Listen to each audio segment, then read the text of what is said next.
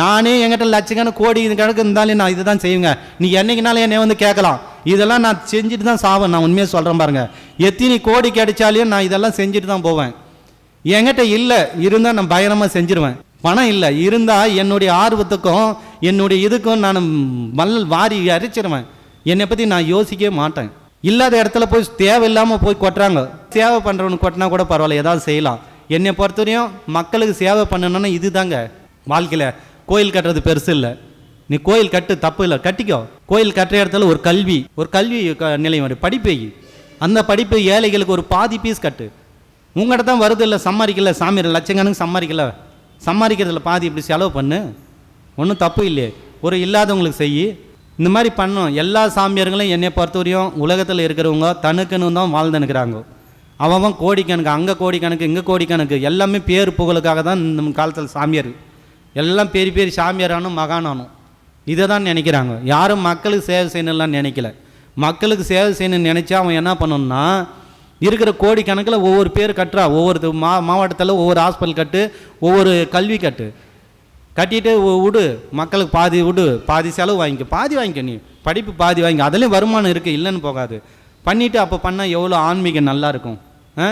ஒரு கடவுள் கோயிலும் இருக்கும், ஒரு ஹாஸ்பிட்டலும் இருக்கும். இந்த மாதிரி இருந்தால் எவ்வளோ நல்லா இருக்கும், ஆன்மீகமும் நல்லா இருக்கும். கடவுளை மட்டும் உளுந்து கும்பிட்றது, எல்லா சக்தியும் வாங்கிட்டு மொத்த பணத்தை என்பது உள்ளே கொட்டிட்டு அப்புறம் கடவுள் பேரவே வெளியே கொள்றதில்ல. அப்புறம் உடனே நானே கடவுள் இப்படி உக்காந்துக்கிறேன். என்னை பொறுத்தவரையும் கடவுள் வழி வத்து கொடுக்குறாங்கன்னா கடவுளுக்கு முக்கியத்துவம் கொடுக்கணும். அந்த இடத்துல அதே ஒரு இதுவும் கட்டணும். ஹாஸ்பிட்டலும் இருக்குன்னா ஹாஸ்பிட்டலில் இந்த கோயில் கட்டிட்டு இது ஒரு ஹாஸ்பிட்டல் வைங்க, தைரியமே வைக்கணும். எல்லாம் இது வச்சாதான் ஆன்மீகம் வளரும், தெய்வங்களுக்கும் சந்தோஷப்படுவாங்க. இன்றைக்கி இல்லாமல் பார்த்தோன்னா கொஞ்சம் நல்ல இது ஐட்டம் பாரு, அப்படியே சொல்லுவாங்க, அடாடா அதெல்லாம் ஒருத்தன் சொல்கிறானா மந்திராது என்னான்றானா, டே நான் நினச்சே எல்லா தெய்வம் என் கையில்றான், நான் நினச்சின்னா அது ஈஸியாக கட்டு போடுவோம்டான்றான் ஒருத்தன். சாதாரணமாக சொல்கிறானோ, ஒரு ஆள் சொல்கிறத நீ என்னங்கன்னா போடா புடிங்கடா போடான்றானோ, அப்படிலாம் பேசுகிறாங்க. கொஞ்சம் தான் என்ற கர்வம் வந்துச்சுன்னா வந்துடுறாங்க.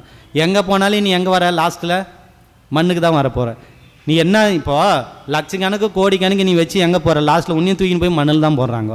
அப்போது போடும்போது 4 பேருக்கு தர்மம் பண்ணிட்டு போங்க. அந்த தர்மம் கண்டிப்பாக பேர் சொல்லும். இப்போ கர்ணன்றது யாருன்னே நம்ம பார்த்தது கிடையாது, பார்த்தது இருந்துச்சா இல்லையா எனக்கு கூட தெரியாது. ஆனால் இன்றைக்கி சொல்கிறோமா இல்லையா, இதுதான் உண்மையான ஒரு விஷயம். அதுதான் ஒருத்தருடைய மனசை இப்போ நம்ம பேசுகிறோங்க, அந்த பேச்சு தான் நம்ம பின்னாடி வரும். ஐயோ இவரா இப்படி வாழ்ந்தார், இப்படி பண்ணார், இப்படி மக்களுக்கு சேவை பண்ணார், இப்படின்ற பேர் எடுக்கணும்.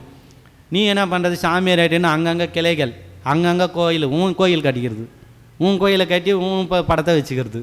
இதை வச்சு நானே கடவுள், முக்கால்வாசி கடவுள் ஆகிக்கிறவங்களே அப்படி தான், நானே கடவுள்.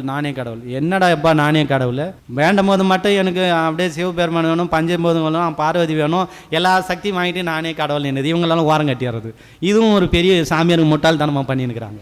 அப்படியெல்லாம் செய்யக்கூடாது.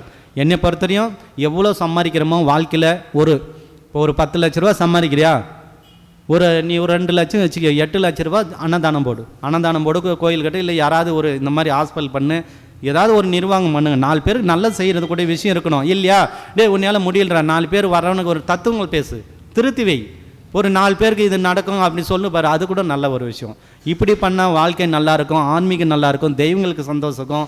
மற்றவங்களுக்கு எப்படியே என்னை பொறுத்தவரைக்கும் நான் இப்படி தான், நான் எல்லாமே என்னை கூட போன்ல எல்லாம் மேட்டிடுறாங்க. ஏன்னா நீ அப்படி பேசுகிற, இப்படி நான் இப்படி தான் பேசுவேன், இப்படி தான் பேசுவேன். காரணம் என்னன்னா, நான் இருக்க காலமுனி இப்படி தான் பேசுவேன், இப்படி தான் இதுன்னு, என்னுடைய இதே இப்படி தான், என்னுடைய கேரக்டர் இப்படி தான், நான் இப்படி தான் வாழணும், தனக்காக வாழணும் இல்லை. இப்போ கூட சொல்லுவேன், நான் எப்போனாலும் எத்தனை வருஷம் ஆனாலும் நீங்கள் என்னை கேள்வி கேட்கலாம்.